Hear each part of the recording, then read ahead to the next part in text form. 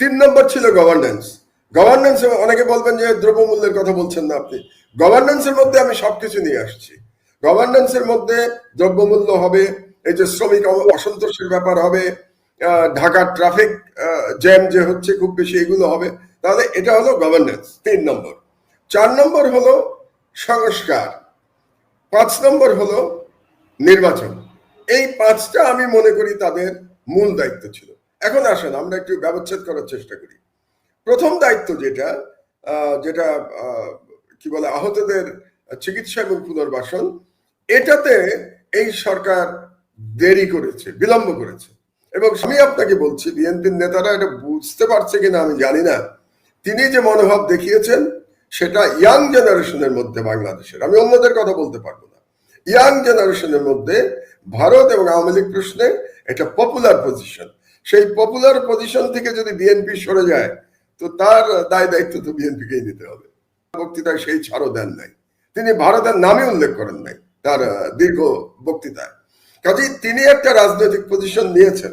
তিনি রাজনীতি করবেন কি করবেন না আমি জানি না। তিনি নতুন যদি কিংস পার্টি হয় সেই পার্টির প্রধান তিনি হবেন কিনা আমি তাও জানি না। কিন্তু তিনি একটি ন্যারেটিভ যেটা নিয়েছেন, সেই ন্যারেটিভ কিন্তু ইয়াং যে সেন্টিমেন্ট, তরুণের যে সেন্টিমেন্ট বাংলাদেশে এই মুহূর্তে, anti fascist, anti Indian hegemony, তার পরশুদিনের বক্তৃতায় এই সেন্টিমেন্ট কিন্তু পুরোপুরি তিনি ধারণ করেছেন। বেশ সুলিখিত বক্তৃতা ছিল, এবং এই সুলিখিত বক্তৃতায় তিনি সরাসরি ভারত প্রসঙ্গে এবং আওয়ামী লীগ প্রসঙ্গে তার মনোভাব বুঝিয়ে দিয়েছেন। এবং এইটা আমি বুঝতে পারছি না, মানে ভেতরে কি কেউ ঢুকলো যারা বিপথে পরিচালিত করছে? মানে সুস্থ, ধরেন আমি তো রাজনীতিবিদ না, আমি তো সাধারণ মানুষ, সাংবাদিকতা করি, তো আমার কাছেও ধরেন চোখে লাগছে, যে কানে লাগছে এই বিষয়গুলো। তো মাহমুদ ভাই, সরকারের তো 100 দিন হয়ে গেল।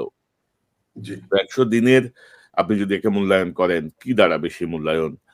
এর মধ্যে আমরা অনেক ঘটনা দেখলাম, আহত চিকিৎসা নিয়ে ইয়ে দেখলাম, মন্ত্রণালয়গুলোর ধীরগতি, আদব পদব নতুন 5টা সংস্কারের কমিশন হচ্ছে।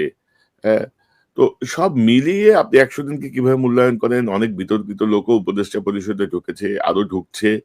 তো ওভারঅল আপনার একটা বিশ্লেষণ যদি আপনি দেন। আচ্ছা, আমার প্রথম বিশ্লেষণটা আমি এভাবে শুরু করতে চাই যে এই সরকার দায়িত্ব নেওয়ার পরে তার প্রায়োরিটি কি কি ছিল।